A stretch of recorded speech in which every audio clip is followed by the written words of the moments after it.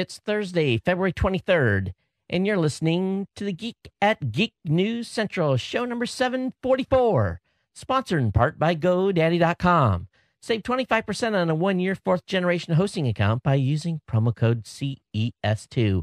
And I got a great show lined up for you. I tell you, Geek News Central is a very proud member here of the Tech Podcast Network. If it's tech, it's here. You know what comes next. Strap in. Here it comes. All right, people, I need a go, no-go for the Geek News Central podcast. Digital archive recorders. We're go fly. Microphones. We're go fly. Video feed. Go. Web browser. Go. RSS data stream aggregator. Go fly. Interflux Toddism suppressor. All right, I'm confused. Host readiness check. Welcome to the show. Welcome to the show. The Geek News Central podcast is a proud member of the Tech Podcast Network. If it's tech, it's here. All right, ladies and gentlemen, we are ready to go. Cue Todd in 5, Button, who's got the button? 4, There is no cause for alarm. 3, Everybody hold on to something. 2, Just press the button. 1. Aloha and welcome to the Geek News Central podcast, coming to you as live as it can be from the beautiful state of Hawaii via the Geek News Central studio overlooking Greater Honolulu. Hey everyone, welcome to the show. Of course, my name is Todd Cochran, and I want you to get over to geeknewscentral.com. Check out all our great content. Of course, check out our archive podcast via the podcast link. Check out all our other great shows as well. The Gadget Professor, who just released an episode today. Robot Underpants, of course, the Saturday morning tech show. And, of course, my show here at Geek News Central, which is produced every Monday and Thursday, released on Tuesday and Friday for your listening and viewing pleasure. I want to give a warm welcome to all of the Ohana and all the listeners from around the world. Thanks for tuning in and being part of the Ohana here. Of course, I want all of you to, if you miss the show live, and when you're not able to watch it live.geeknewscentral.com, to check out the show via the Roku, the Boxy, Samsung Smart TV, Google TV, or your mobile Android or iPhone device, whatever it may be. Definitely check the show out. Get subscribed. You can do that real simply by coming over to the website, and there's an orange box on the website that has basically all the subscribe links. So once you get over there and get subscribed to the show, that way you'll never miss a single episode. So sign up for our newsletter. The newsletter has all the stuff that is basically in the show notes. It's on the website, so that will get to your email box immediately following the show, and we want you to definitely get hooked up there. Well, I tell you, it's been a busy week here. I've actually had a couple, like last night, my wife got home a little bit late, and I was like 8:30, 9 o'clock, and it's like I hit a wall. And I just said, I'm going to bed. And it's been like that. I've had every once in a while, I think the body says, hey, you need to relax a little bit and get some extra sleep. So batteries are charged, feeling great. Looking forward to bringing you some great content tonight. Of course, this content would not be possible without one of our sponsors. We want to thank GoDaddy.com for being a longtime sponsor here at the show. And we've got some great deals for you here. And one thing I want you to check out is their special offer that we're going to be running for a long time, where you can save an extra 25% on a web hosting plan of 12 months or more by using the promo code CES2. And really, this is a pretty amazing offer. You're going to get hosted across multiple servers with proprietary dynamic traffic management.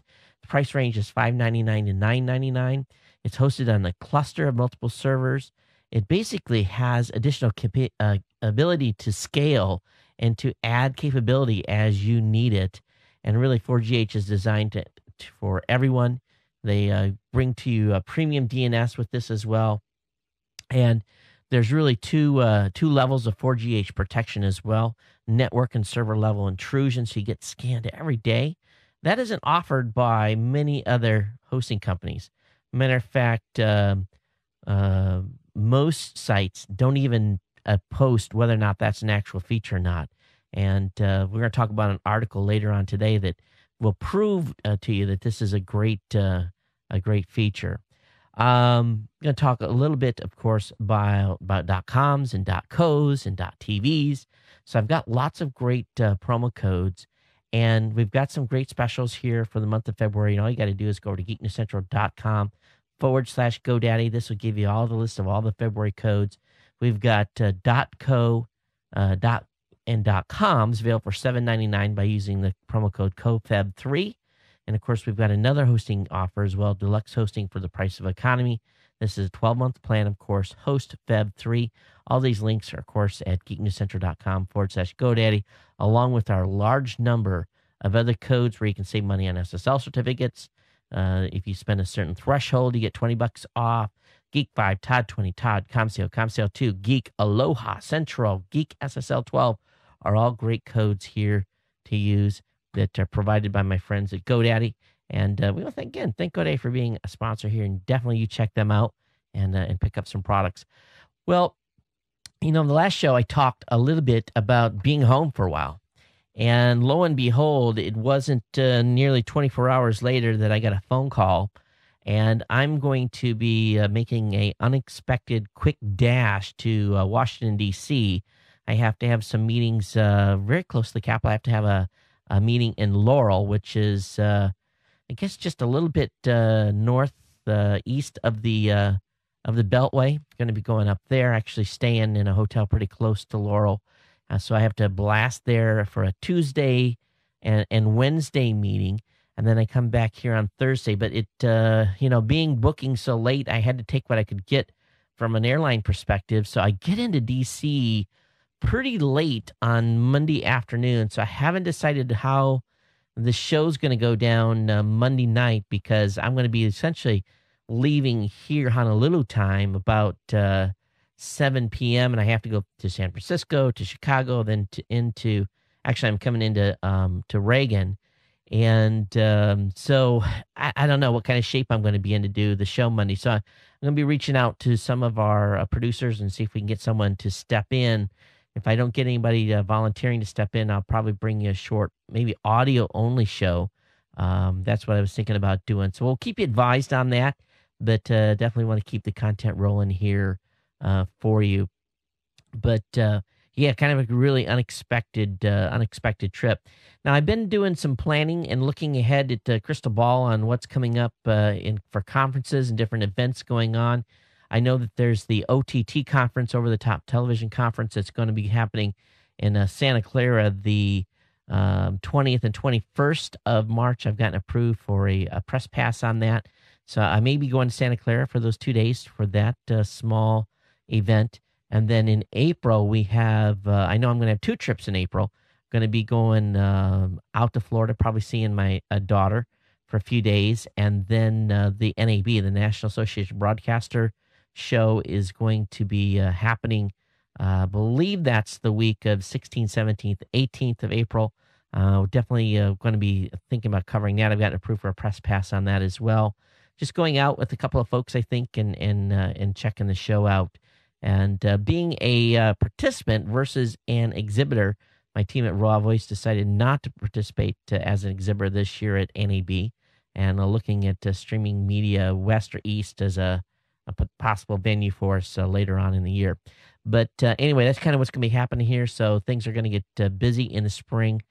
Plus, I've got some consulting gigs coming up. So we're going to be out of the studio quite a little bit.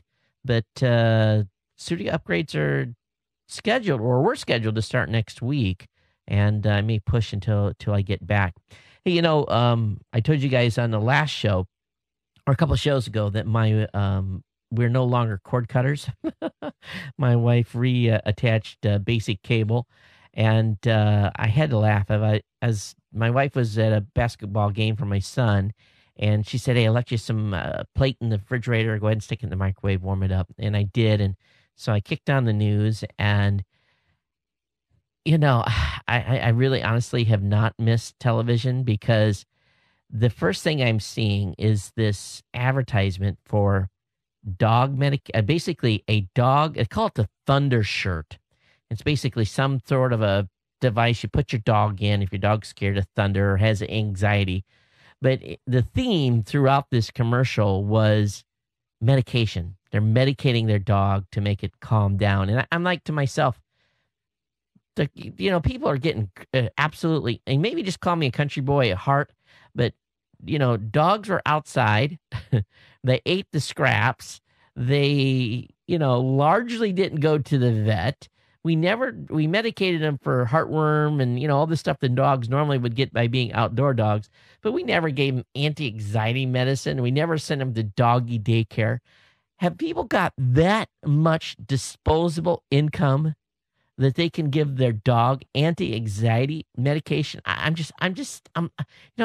mouth is just dropped wide open, and I'm just thinking, it's a dog. But I'm going to tell you, some people I guess their dog is just like their kids, and maybe I'm just too much of a country boy. Dog's a dog, right? And I'm hearing people about giving their dogs and cats shots when they've got diabetes and all kinds. I'm like, wow. And don't get me wrong, I like dogs and cats. Okay, I do. I'm not I love animals, but some things just kind of make me really open my eyebrows a big way. And it's the doggy daycare. I'm in the wrong business. Maybe that's what I should do for a part-time job. Do doggy daycare. Have 5 or 6 dogs. We walk around and they get them a little exercise and we bring them and train them and stuff. I'm sorry. I'm on a tangent here, but it just strikes me so weird. It really does. Who's got the money to put the dog on a leash out in the backyard, give him a bowl of water in a dog house? That's doggy daycare. They're more happy to see you when they get home. Jeez. All right. Yesterday I was actually last 2 days I've been messing with a camera. It's an Axis, and I've got it here in front of me, AXIS. And what this is a wireless camera. And the folks sent this over for me to review. So as a word of disclaimer here, this was a product provided by the company for me to take a look at. And, I played with some of these cameras in the past and messed with these things before, and some of these wireless ones.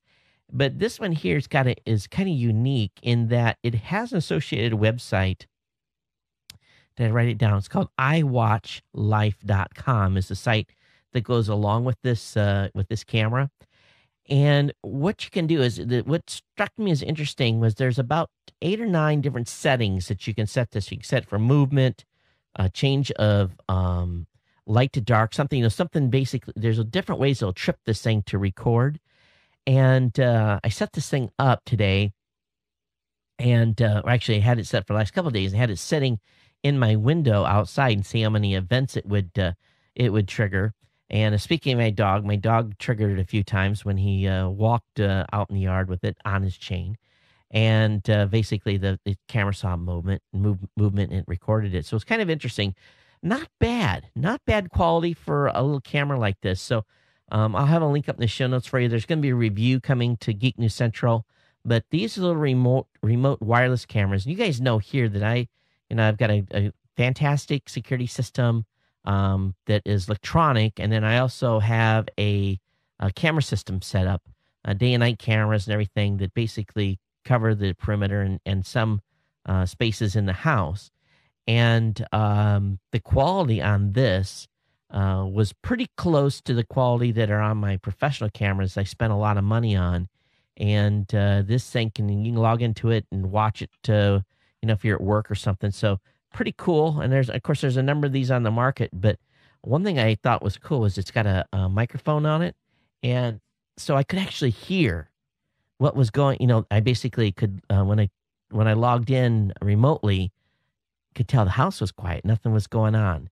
And that was kind of cool too. So it's secondary indications with a speaker, but I'll have that a review up for it shortly on geeknewscentral.com and the price point and everything else. But very cool product that they sent over. I got some other stuff that just came in as well. This will probably be one of the things we're going to give away for show 750. So if you are a longtime listener of this show, or even a new-time listener of this show, send me an email to geeknews@gmail.com. Write on there, show 750 in the subject line, and tell me what you like the best about the show. And another thing that you need to put on there, tell me what you don't like about the show. Just make it 2 sentences. One, what I love the most, and what I hate the most. And maybe this long intro, before we get into tech content is what you hate the most. But put that in there, send that email to me, and that'll get you as one of the entry winners for show 750 for our prize package we're going to give away on that show. Okay, as well, let's take care of a little business here. And before we get into the full tech content tonight, definitely, again, get over to geeknewscentral.com/insider if you feel like supporting the show financially. But our sponsors take care of us very well as well and keep the lights on here. And one of the products that I use, and for be honest with you, for Citric GoToMeeting, I had used that product, and I still use that product nearly every day. And when when I loaded GoToMyPC on some of the computers here, you very quickly you find out which computers you need to access and which ones you don't. So it's real easy to focus in on the machine that's the most important. But ever since they introduced these new iPad and iPhone apps and Android apps with GoToMyPC, I'm finding now that I feel more comfortable because I was always grabbing a USB stick. As a matter of fact, let me show you how many I've got on this desk. I've got 1, 2, 3, 4. This tells you how anal I was. So I've got 1, 2, 3, 4, 5, 6, 7. So this is just stuff I just grab, and they're just laying here now. So I'd always grab a USB stick, and I'm like, did I have this on the computer? Did I have that on the computer? And I'd always walk out the door with a USB stick in my pocket. These things here, if you're like me, have a tendency to pull stuff out of your pocket. I was always losing these things. And I see, that's pretty dumb. I'm putting business documents on there. I'm putting financial reports, all kinds of stuff. And many times it was because it was maybe the laptop that I was walking out the door with wasn't turned on, and I wanted to make sure stuff was in there. But ever since I've loaded had GoToMyPC on my computer and also with the iPad and iPhone apps, this is a thing of the past. I don't have to do this anymore. I don't have to leave with a USB stick with any type of document on there because I can literally access my computer anytime, anywhere, whatever device, with my computer, with my iPhone, with my iPad, it doesn't matter. And I can access a Mac or PC. It just works. And I just drag and drop it onto my iPad, or I drag and drop into a computer, and it's easy. And if I want to do something right on the computer itself, I can do that as well. So it's convenient, reliable. I don't have to stress about leaving documents at home when I go on travel. I don't have to worry about that. So again, I want you to give this a try. And I think what you're going to find is that you're going to completely change the way you do things, and you're not going to worry about, did I grab that file or did I put that in email or whatever, because you're going to be able to do that no matter where you're at. So as a listener of this show, I want you to try GoToMyPC. It's a special 30-day offer. And all you got to do is go over to GoToMyPC.com. There's an orange Try It Free button. Click on that Try It Free button. That's going to load a page here that is going to have a place to put your name, your email address, put the promo code podcast in. Use the promo code podcast. And then once you get set up and get that free 30-day trial, download the iPhone, iPad, or Android app. And then all you'll have to do then is access your computer. It's easy. And again, it works on a Mac or a PC here. So let me go ahead and thank the folks from Citrix, and then we'll get into the regular content tonight. My full stack of stuff for you. Let me just double check this. Yes. That's done. Okay, we're ready to bring up the full page here. And again, I want to remind you that the Gadget Professor is out. And this is show number 46 from him. He's fast approaching number 50. And he talks about Technical Pro headphones and some other stuff during the Gadget Professor this time. So definitely check him out. Of course, my good friend Don is also a TriCaster dealer. So if you're looking for TriCaster products and services or professional audio gear or video gear, Don's the guy. And he's got some great stuff at GadgetProfessorPromo.com. for special pricing on gadgets. Let me show you this here. And he's put this site up. This is really smart. And let me wait for this to load. So what he's got now is, again, GadgetProfessorPromo.com. And he's got the products and stuff that he's talking about, and stuff where you can find them. and he's got discount codes and everything else. So definitely check out the Gadget Professor stuff. And matter of fact, if you see what this is funny. I didn't even know this. I swear to God, I didn't know that he's actually got this camera discounted on his website right now. That's they must have sent him one too. Anyway, so he's got this on sale and he's got a link to it. So anyway, I have a link up in the show notes for you to check out. And of course, you can check his show notes out. One thing that we did at CES that I just absolutely, my phone is buzzing here, buzzing. Someone's texting me. One thing that Jeffrey Powers, when we were at one of the events, Showstoppers or something like that, there was a keyboard that we found. It was the last stop of the night. And this keyboard was, well, indestructible. And what I want to show you here, let me actually see if I can, I'm going to do this, see if I can make this bigger. What I'm going to do is I'm going to flip this over. We're going to, and those of you that are actually listening, you won't be able to see this, but I'm going to describe what he's done, and I'm hoping you can hear this. So let me go ahead and play this. Tech Podcast Network. If it's tech, it's here.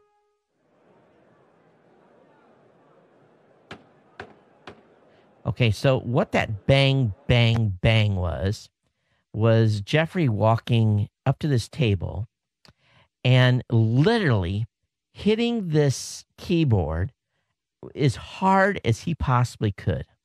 I mean, it was boom, boom, boom, and it was awesome. This Zybel 60 is one of the most rugged keyboards I've ever seen, including their mouse and stuff. Everything is built for abuse, and they actually were touting this as the indestructible keyboard. Now, you know that one viral video where they were smashing, keyboards and different stuff? When someone says an indestructible keyboard, that really makes you go, because, keyboards are popping keys. And, I usually, matter of fact, the keyboard of choice that I have right now, the one that I like the best is, let's see if I can show it here on the camera, is I have a Dell keyboard. And it's the reason I like it is it has nice, I can hear, click, click, click, click. It's got the right key pressing for me. And this lasts me, generally, these keyboards last me maybe a year and a half. I'm living on a keyboard, and then it ends up going in the trash, and I have, a couple more, and I'm like, quite literally, I have 2 more of these keyboards in reserve up on a shelf in the back. So when they were talking about this, I was like, okay, so I went, after Jeffrey smashed this thing with his fist, I went up and started playing with it. And it's designed for the keyboards to snap back in. It's rugged. It's designed for gamers who are going to get rough, kids who are going to get rough. I mean, this thing is awesome. Now, it comes with an awesome price, too, of $149. So it's not cheap. But if you're looking for a keyboard that they claim is going to last you 10 years, and I believe it. And I mean, Jeffrey, he actually had little indents on his thumb. You're going to see more smashing of the keyboard when you watch this video. It's the first video that's up. Actually, I have the link up in the show notes for you. But I'd forgot about this interview, and it just popped today. One of the guys from the Geek News Central blogging team had it ready to go. And I think we're down to 14 videos left, is our total videos left from CES. I think it brings our grand total to 267 or something like that. But anyway, I just went crazy over this video, and I think you'll love it when you see it too. So I have a link up in the show notes on it. But if you're looking for a rugged keyboard, this is definitely one that can take some. It's indestructible. Hey, Google a couple days ago announced that they are going to be applying for what is basically a broadcast license, a video franchise license, and what that means is that if it is approved, this is an article over on GigaOM, is that they are going to be able to take on cable providers and market, which it's hoping to deliver their fiber-enabled gigabit broadband service. Now, you know that they're already putting up satellite dishes in Iowa, while at the same time, they are going to be rolling out this broadband stuff in Kansas City and Kansas City, Kansas, Kansas City, Missouri.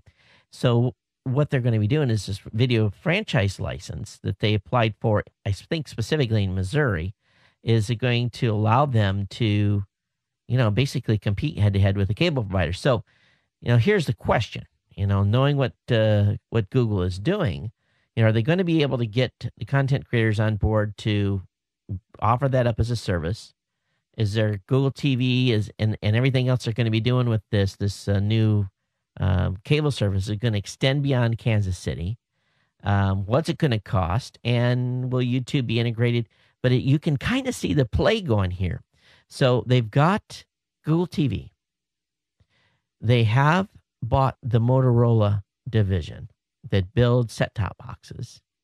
They have this broadband internet, broadband fiber going into homes, and they're now applying to become a video franchise, basically able to service, basically cable service. So that is, and I guess maybe we all should have realized that. But what does this mean? What does this mean for the future of TV?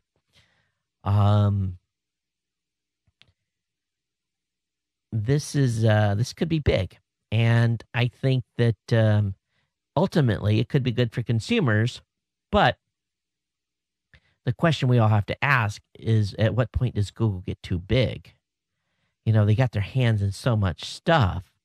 At some point they're going to become the under the scrutiny of the Federal Trade Commission a little closer, and we may end up having, a monopoly type stuff going on, and they could end up being in a situation where they would have to be broke up. Now, I don't know if it's going to get to that point anytime soon, but we'll see if the Missouri Public Service Commission is going to approve this video franchise license, and if it does, it's going to be a fun ride. Now, do we have any of our Ohana that are living in Kansas City, Missouri, or Kansas City, Kansas? If you are, I want to hear from you. Now, where they're going to be rolling out the fiber is in a small segment of the city, a certain area. So not everyone's going to get it, but it definitely is going to allow them to test this and see if it's going to scale and if it's going to be, if it's going to be profitable. And as you guys remember, Google owns a huge, huge amount of dark fiber. They bought up fiber when it was at rock bottom prices, and they own it. They own a huge amount of fiber throughout the United States that is not even lit up, but it's buried. So essentially, they've got the infrastructure in place already from a fiber perspective to definitely be a threat to cable providers. And it's exciting. We'll see what happens. Well, down in New Zealand, Kim.com has been released from prison after a New Zealand judge granted him bail. The question is, how long before he's out of New Zealand? And I think one of the things that I found that was interesting in his release agreement, he is going to have some strict conditions. No helicopters will be allowed to land on the premise. I'm sure that will be something easy to stop. .com will have to give police 24 hours notice should he choose to leave, and when he does, he has a limit of 80 kilometers of his travel. He'll be denied access to the internet, and his lawyer basically said, "Hey, this is not the way to go," because he's got to work with his lawyers in the United States and so forth. But anyway, the prosecutor is afraid that if he gets internet access, that this could result in the mega upload site coming back online in a country where the United States doesn't have jurisdiction. So here's my guess. He's going to bounce. I have a feeling that he's probably got enough money stashed somewhere that that he's going to bounce, and he'll get out of New Zealand. Now, that's easier said than done. He'd have to have a, pretty extensive plan, and he'd have to violate a whole bunch of laws, and he'd probably get arrested wherever he went to as well, largely because, he'd have to have a flight out, or get on a boat, I guess. But New Zealand would not be the easiest place to escape from. But we'll see. We'll see what happens with Kim.com. And my prediction is he's going to bounce. He's going to skip bail, and he'll be like somewhere else, and all of a sudden Mech Upload will be online again, and he'll be back in business. What do you guys think? You think this is possible? You think that's going to happen? Hey, if you got comments on tonight's show, you can follow me on Twitter at Geek News. Of course, you can email me geeknews@gmail.com. Voicemail hotline is 619-342-7365. 619-342-7365. All right, the Roku Remote iOS app has been updated, easier navigation now, and it's got a couple of major channels right up on the top, and I don't know if you can actually set those or not, but you can go into the channel store and all kinds of stuff. So very, very, very cool. So definitely check out the new iOS updated remote for the Roku, for those of you that are Roku owners. And this actually comes at a good time because I'm missing a remote for one of my Rokus. We've got two in the house, one in the bedroom, one in the living room. And I'm telling the kids, where's the Roku remote? And the kids are all giving me like the look. So it's a good time because I have my iPhone right there in the bedroom and don't have to worry about it. Hey, TiVo is releasing some new boxes, and one of them is called the TV Preview. It's a multi-room extender, and it could come with access to internet video service as well. And that is the prediction. It's a little, another one of these little hockey puck type of devices. It's not very big. They did show it off to a limited crowd at CES, but they've also talked about their Q4 earnings as well. They did pretty good on Q4, but expecting some new stuff from TiVo to be released in the Q4. So we'll look forward to that stuff coming out. Google Plus circles. Hey, how many of you guys are using Google Voice? Well, if you're using Google Voice, now when you go into Google Voice and the people that you have in your contact list, you can actually set up groups and circles so that you can have different messages for different people. And certain people you can send right to voicemail. So it actually gives you can, by person, you can select how what they're going to hear, or if they're going to be forwarded to your phone or not. I think this is a pretty good feature on Google Voice. It's something, I've had a Google Voice number here for a while, and it works well. But I like this even better because oftentimes I'll get a number, I'll look at the number, who's that? And I don't know who it is.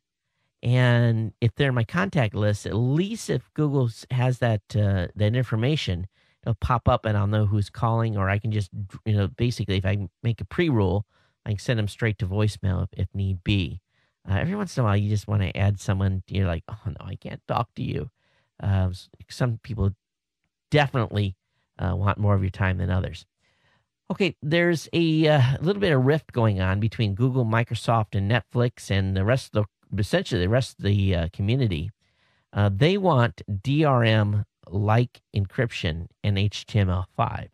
Now, one thing that I love about HTML5 is if you come over to Geek News Central in a HTML5 enabled browser like Chrome or the other browsers out there that have it, you're going to, when you play my video, you're getting that in its purest form. It's in the coding settings that I set. Nothing flash based. It's really awesome. And it's allowed us to do lots of cool things with our plugin that podcasts are used in creating. You guys can see now there's a little embed. You can take an embed in my video and move it to a different site. And a lot of you do that. So what's happening now is that, HTML5 is supposed to set the web free. It's free to deliver and shape online media in any web browser. But several, again, Microsoft, Google, and Netflix want to restrict the use of audio and video tags through encrypted media extensions. So a new draft proposal has been submitted to the W3C, who are the creators of HTML5, and boy, they are getting some angst thrown back at them, and also some concern by content creators saying, hey, this is not DRM, this is not as strong encryption as we want. That's a big problem with HTML5. See, it is the raw video. There is no DRM in HTML5 currently. So if you're watching a video on your web browser through Netflix, that is Flash driven, and because they've embedded DRM into Flash. But if you're watching something in an HTML5 player, it's open. You can copy it, capture it, whatever you want to do. So we'll see where this goes, but there is definitely some fighting going on, and they've got this real, I guess you have to be a programmer to understand this kind of stuff, but they've got this big, block chart of how this is all going to work, and the licenses, and the web server, and the CDN, and how it all built, and the decryption and encryption, and ultimately what's also being proposed is that maybe the encryption for HTML5 for DRM will move into the hardware. So that basically, instead of having it in web, because basically HTML5 is open source, and they're saying you can't have HTML5 implementation and stuff that's going to be secured, and the code is not going to be able to pick through, because the browser might be able to circumvent the encryption that they're putting in place. So they're saying, well, let's just drop the encryption into hardware. So in other words, it's going to get built into computers, which I don't think any of us want. But this is going to be a bigger story as time moves on. So we'll see how this works out. Hey, Microsoft is basically saying Windows Update is going to be a long time for a lot of products. Basically, they've said that Vista and Windows 7 will get a full 10 years of support instead of the usual 5. And that Microsoft Japan also announced XP support will stop in 2014. Vista will end in 2017. Windows 7 will come close to 2020. And so people are pretty happy that they're extending the support of those operating systems to those time periods. Now, many of you, switching topics here, many of you are on one of the original AT&T or Verizon Unlimited plans. And you're quite happy because you are essentially use whatever bandwidth you want. Now, we know that both Verizon and AT&T have been basically, when you hit a certain level, they're starting to throttle you. And, basically they're trying to make it difficult for you to use your mobile devices when you've hit those levels. But there's some consumption data comparisons going on where they have basically looked at the delta between unlimited Verizon customers and tiered Verizon customers. So now the tiered people are those that have called in, got your data plans changed, and now you're on a 2 or 5 gig limit. So what they found is that the folks that are on unlimited plans, the top 5% use about 3.57 gigs of data per month. The tiered users, those that are on a 2 or 5 gig plan, the top 5% use 3.59. So it's essentially neck and neck. So just remember, though, the only people that they're throttling right now are the unlimited users when they hit 2 gigs. The same thing with AT&T. The unlimited folks are using 3.97. The tiered folks are using 3.19. And, of course, if you go over on the tiered plan, you're going to rack up big bills on a per meg price, not per gig. But they find, these deltas here are pretty small between the tiered and the unlimited. So really what's going on here is there's no difference in usage between unlimited data plans and tiered data plans. And all they're really trying to do is they're trying to pressure those of you that are on limited plans. They're trying to make life rough so that you have to go call them and say, hey, I'm tired of being throttled. I want to be on a tiered plan. The only objective here is specifically they're hoping you go over and you pay them on a per meg basis. This data was obtained by a analytics firm called Validas, Validas, Validas. They analyzed 50,000 cell bills from AT&T and Verizon to see if throttling was necessary. And this is what they've come up with. So I have a link up in the show notes for you to check out. But it makes you go,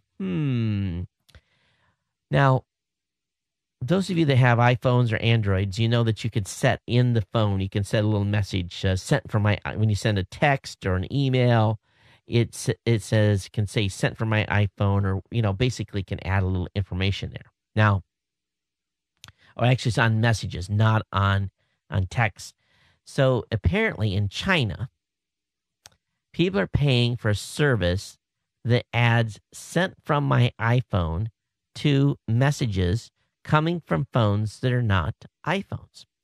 So what it is a portion of Chinese people cannot afford an iPhone, but they want to be hip and cool and make people think that they've got one.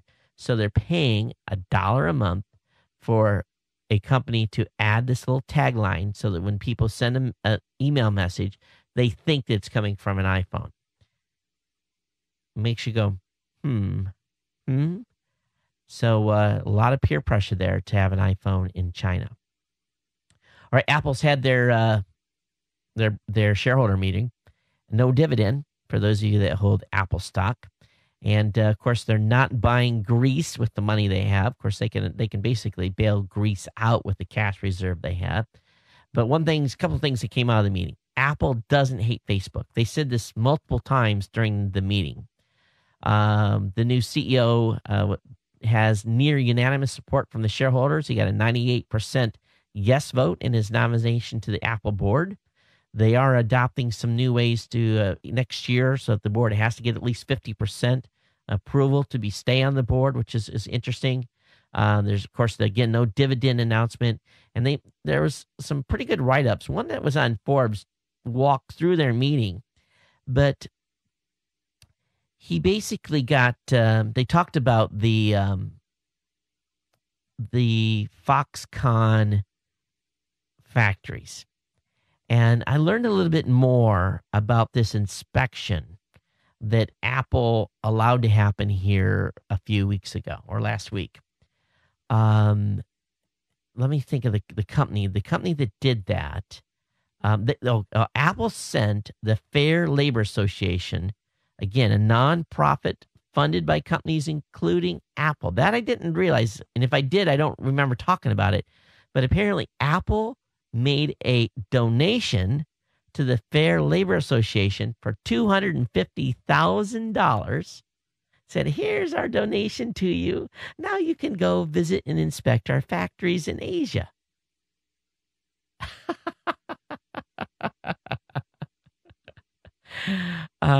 Okay, now, audience, if I had a fresh, crisp $100 bill, and I would say, hey, audience, as a token of my appreciation for reviewing my website, actually, I'm going to send you $100 as a token of my appreciation to let you review my website. I want to thank you in advance. It would be great to audience. I'm going to give each of you $100 to review my website. You do a little, if you want to do it right up on your blog or right up on iTunes or Android or all above, that would be great. How many negative write-ups would there be? Probably not many, because I would have already given each person $100, right? And I would have the most glowing reviews of any show that's on the internet.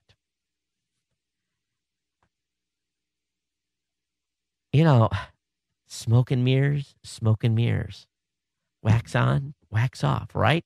This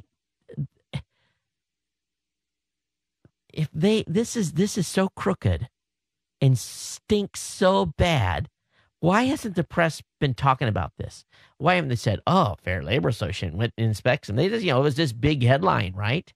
But they didn't say Apple gave them $250,000 or 200, what was it? 250,000, 200, huge amount of money to go do this, to be part of the organization, Fair Labor That's this. If I've got sweatshops in China, that's the association I want to belong to, right? Hey, Fair Labor Association. Can I be a member? Oh, yes, Todd. You can sign Podcast Connect up for. Just send us $20,000. You can be a member, and you got factories in China. Oh, yes, I do. It's amazing. Nike is a member of this. Adidas. Huh. Well, we'll see. I'm going to be curious to see how the report in March is going to look like.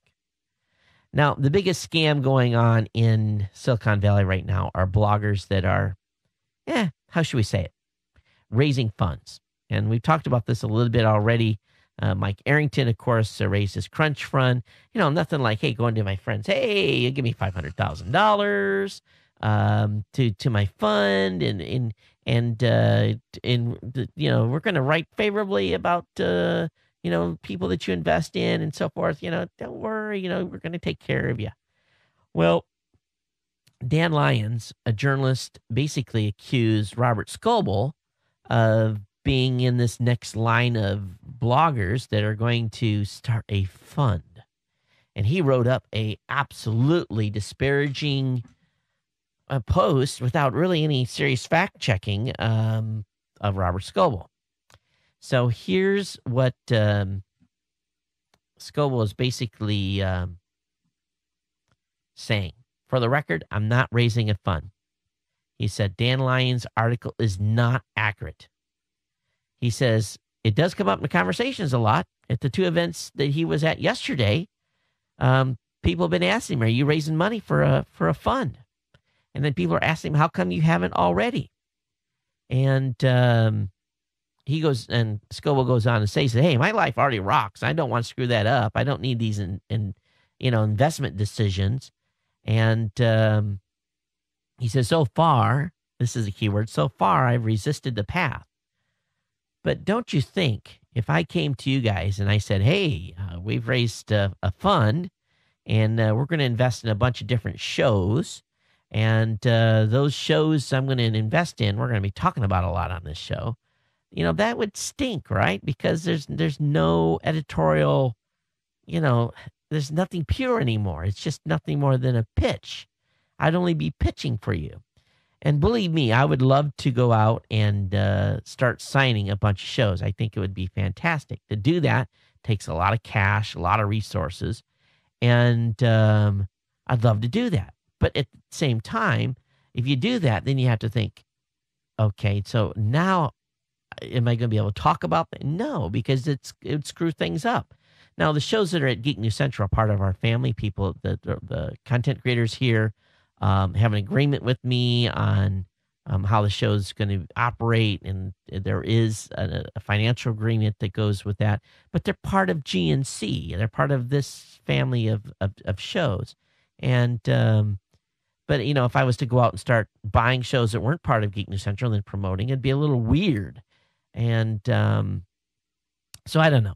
Maybe I haven't thought this all the way through. But, boy, I tell you, it looks like bloggers are thinking they can't cash in by making money on their blogs, so they're going to cash in by starting up angel funds and stuff. But I hope Scoble doesn't go down this road. We'll see whether or not that happens. But I think we all can smell and read between the lines on Mike Arrington post on his website, Crunched. Let's talk about GPS jammer specifically. There was an event in the UK. It's called the GNSS Vulnerability 2012 event at the UK National Physical Laboratory, where experts were discussing the threat posed by a growing number of GPS jamming and spoofing devices. It says the increasing popular of jamming is problematic, and basically it's causing major issues where you have low-power GPS jammers. They're threatening cell phones, cell towers, spoofing stuff going on with the people's map systems in their cars. He says it's a big issue, and they're really worried about it in a big way.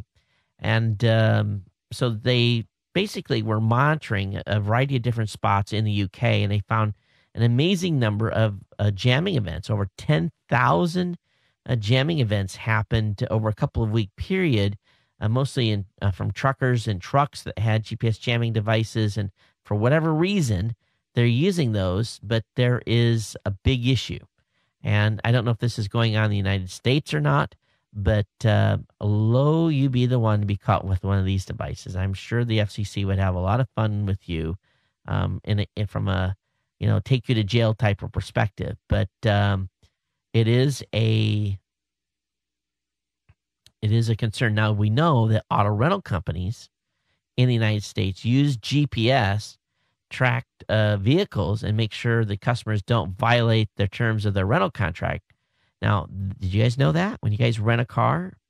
A number of years ago, I was in California, and this was before probably most people even had a GPS in a vehicle, maybe still handling those little small handheld ones that were starting out. We got a call in the office we were at, and they said, "Hey, can we speak to so-and-so?" And they're like, "Well, he's not here." And they go, "Yes, is he in a vehicle that is in such and such location? If he is, we track the vehicle going over 100 miles per hour, and we need him to return the vehicle." Basically, he was out in the Mojave on an isolated stretch of road and was, kicked the speed up. And the car rental company said, "Hey, we want our car back here. You violated our rental agreement." So when you buy or when you rent a GPS, they are tracking their vehicle. And they're making sure you're not abusing their vehicle. And I'm sure they're putting more stuff in the cars now. So be careful out there next time you think you're going to wrap and beat up on a rental car vehicle, because they're watching you. Now, of course, track as you go or pay as you go is also being done with insurance companies. So basically, insurance companies are offering reduced rates for drivers that are willing to put a GPS tracker in their vehicle, and they're tracking to make sure you're not being abusive and you're driving sensibly. So folks are using these GPS jammers in a bigger way. So maybe people are renting cars, they're putting those in to jam where the vehicles are going. So, but don't get caught with one of these things. It's not gonna be pretty. All right, moving on here. If you have a Mac, the Flashback Mac Trojan is back. It won't install itself, and actually won't even try if you have antivirus already installed on your Mac. But if you get sideways on this thing, it's going to install itself and call home to mama. So I'll have a link up in the show notes on that. It's not a big threat, but they're announcing it. All right, talking in the beginning of the show about having your computer scan for malware. Part of the GoDaddy 4GH hosting is they scan it and they check it a couple different ways. I have a number of servers, dedicated servers on GoDaddy, and the dedicated servers don't come preloaded with antivirus software unless you're running a Plesk control panel. So all of my machines, except for one, have just basically shell commands. I get in with the shell and I have to do everything manually, and I've got some programs set up that helps me web base and products like Webmin and so forth. But on one machine, I didn't really want to have the hassle of doing all the managed stuff, so I ordered the server with Plesk, and I got an email yesterday saying that the Plesk control panel needed to be updated because there was a critical vulnerability that was out that was basically the subject of people are being able to hack into machines, and it really put some stuff on there that could spell bad news. Now, this machine that I have Plesk on has got some of my secondary sites. It's not a super important machine from that perspective. So if I had to rebuild, I could, but I got a lot of data on there. So moving the data and all that stuff's a pain. But I went in and immediately and updated Plesk. But I was worried, okay, this vulnerability's been out for a little bit, so I need to make sure the machine's scanned. And because it's a dedicated server, not a 4GH hosted server, I had to really kind of do my own thing and get set up to do the scan. And it was a pain in the butt to get the machine scanned, go through and double check everything, make sure that there was no viruses, that there was nothing malware put on the machine, that it wasn't there wasn't any weird funny business going on with usernames. So having a dedicated machine is a bigger responsibility, Whereas I'm thinking to myself, man, if I just had some of the secondary stuff on those 4GH accounts, I wouldn't have to worry about any of this stuff because they would take care of it. So I may be downsizing on a couple of things and moving over to 4GH, but it just kind of set me back in my chair because Plesk is known to be pretty, pretty strong, and they haven't had many big issues like this. So if you got a dedicated server that has Plesk on it, it's got version 10.2, I think, or before, you need to upgrade immediately to 10.4. And my machine's all updated now, but if they were scanning for machines, and this is what they'll do, they'll go out and look at IP ranges until they get a hit, and they immediately, boom, they're in, and you're sucking because they own you. So just be aware of some of the stuff that's going on out there, and for those, especially those who have your own dedicated servers. But yeah, so I had to go through and dig into this thing, and basically wasted my time of what it was. But that's the circumstances if you have your own dedicated boxes. All right, the White House today has come out with a new privacy bill of rights, and basically it's all surrounding do not track. They feel that things are not moving fast enough, and the president has said that Americans cannot wait any longer for better privacy rules. So he took them, wraps off his framework for new privacy regulations, and they announced the first product of that framework, the completion of an industry agreement on do not track, which a number of big companies, including Google, Yahoo, Microsoft, and AOL have already signed off on, along with a number of web advertising networks and leading internet companies as well, that basically if you have do not track turned on in your web browser, they're going to agree not to track you. Well, let's go through these Consumer Bill of Rights and the 7 principles as outlined in the president's plan here. Individual control. Consumers have a right to exercise control over what personal data organizations collect from them and how they use it. Transparency. Consumers have a right to easily understandable information about privacy and security practices. Respect for context. Consumers have a right to expect what organizations will collect, use, and how they will disclose personal data in ways that are consistent with the context in which consumers provide data. Security. Consumers have a right to secure and responsible handling of personal data. Access and accuracy. Consumers have a right to access and correct personal data in usable formats in a manner that is appropriate to the sensitivity of the data and the risk of adverse consequences to consumer if that data is inaccurate. Focus collection. Consumers have a right to reasonable limits on what personal data that companies collect and retain. Accountability. Consumers have a right to personal data handled by companies with appropriate measures in place to assure they adhere to the Consumer Bill of Rights. So, in part here, the president has decided that he wants to bring forth and to align the U.S. privacy regulations closer with the European Union and other trading partners. Both representatives from the EU and other international powers are expected to participate, according to the folks over at arstechnica.com, on how to incorporate the principles into practices along with other stakeholders. And people are already lauding this as an overstep. They're not going to be able to do this. Time will see what's going to happen here. But FTC Chairman John Lebitz said that of the agreement in a statement, it's great to see that companies are stepping up to the challenge to protect privacy so consumers have greater choice and control over how they are tracked online. More needs to be done, but the work they have done so far is encouraging. So what do you guys think about the proposal of the Consumer Privacy Bill of Rights? And, I wonder if they're going to add this to how they're going to frame this. Is this going to go up as a constitutional right? Is this going to be constitutional law, or is this going to be just something that they're going to put forth in legislative that is going to be, just kind of the statement? And how are they going to frame that? Because these are statements; these aren't the framework of the actual legislation, because each one of these will have definitions and subtext, and it's going to go on forever. So we'll see where this goes. Love to hear your feedback on how you think this will succeed or not. Right, SanDisk co-founder says Flash is going to squeeze out hard drives and DRAM by 2020. So he's saying Flash is going to be that's going to be the main memory and main storage.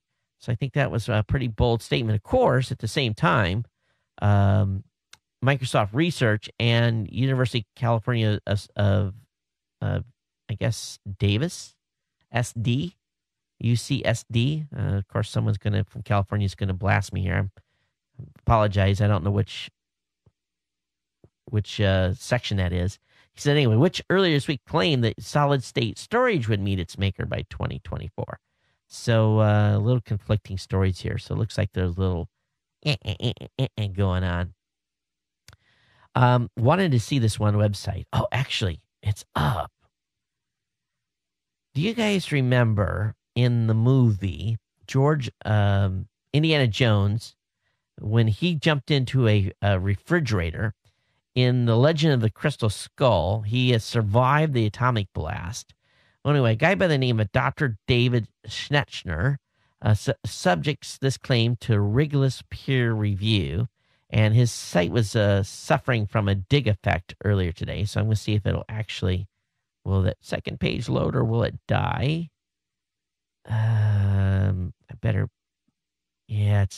He's still getting hammered. This website must be served on a personal computer or something, because it really is not doing well with a slash dot effect. But anyway, he has basically talked about his reasoning on whether or not hiding in a refrigerator is a place to be when an atomic weapon goes off. I think we all know from common sense probably it's not a good idea. Well, it did load here. Because George Lucas had said that in real life he would have had a 50-50 chance of surviving. And but anyway, he goes in and does a complete scientific peer review on whether or not Indiana Jones in this movie would have survived the atomic blast in the actual refrigerator. So I have a link up in the show notes for that. You guys can read and be amused. All right, the BBC is reporting that we're not designed to sleep for one solid 8 hours in a row. Did you know, by historical reasons, the human body has been designed to sleep in 2 stages during the night? Kind of gets the first little bit of sleep, and then get its second little bit of sleep with a little wake up time in between. Did you guys know that? That was how we were designed in early days. And then of course, we're talking going back 14th, 15th century, going back quite a ways. And they're feeling here that people that wake up in the middle of the night, they can't get back to sleep. It's a little bit of our ancestors, that conditioning that we had back then coming through. And so there's been over 500 references to a segmented sleeping pattern. I think many of us maybe wake up for a little bit at night and roll over and go back to sleep. I know since I've had my sleep apnea that even on the mask, as I like to say, there's times that I'll wake up for a little bit and kind of roll over, readjust the CPAP machine and go back to sleep. So how many of you sleep solid all the way through 8 hours? You don't, or 6 hours, or how many hours you sleep? I know that I've been a pretty heavy sleeper, but since I've been on the CPAP machine, I don't sleep as quite as heavy as I used to. I'm probably getting better sleep, definitely better sleep, but it's just a little different. And probably because of the mask on my face and get bumped or whatever. All right, last couple of articles here. And before I don't want to run this over on time too much.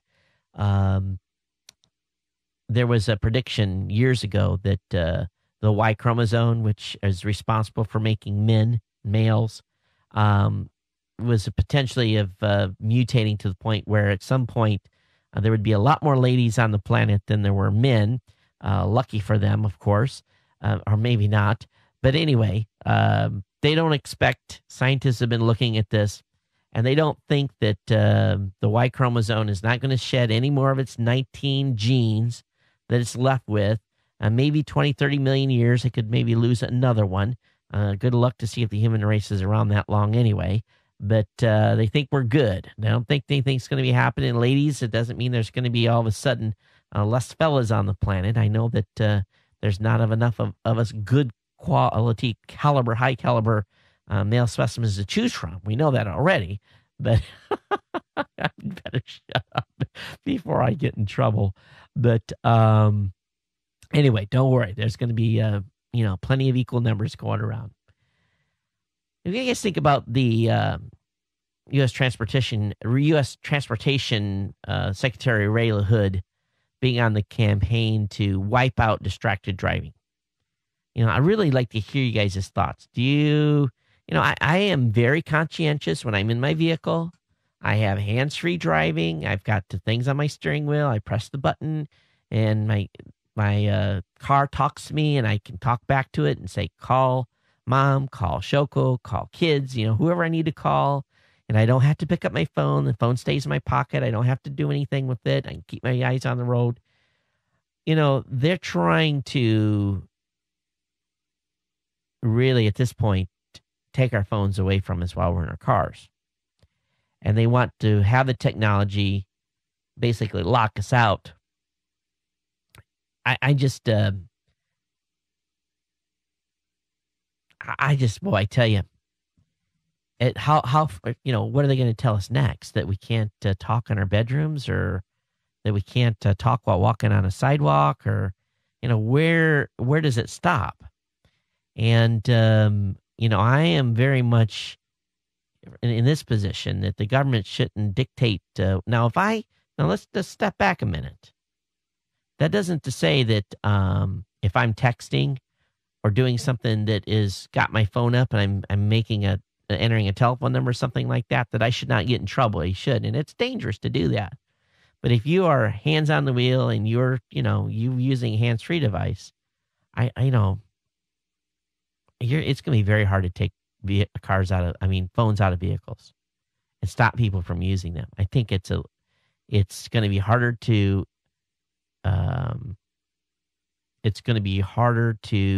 implement than getting people to wear seatbelts. I think just people are tied too close to their phones in their cars. They've got time to talk to people. I do a lot of business in my car on the move, a lot. And as a matter of fact, I talked to some people and said, "Are you mobile again?" I'm like, "Yep, I'm mobile again." And it's just the way we live today. I don't know. What do you guys think? Do you think this should go in effect? Where should this go? Should we have a complete ban on using our phones in our vehicles? Time will tell. All right, a cool article on over at the dailygalaxy.com talking about how scientists and some scientists have been ignoring 500 billion galaxies and basically the look for extraterrestrial life and using calculations to find out how many other planets can support life. Good article on that. I'll have that link up in the show notes. And our final article tonight is NASA has discovered a water world. And of course, planets come in just a few types.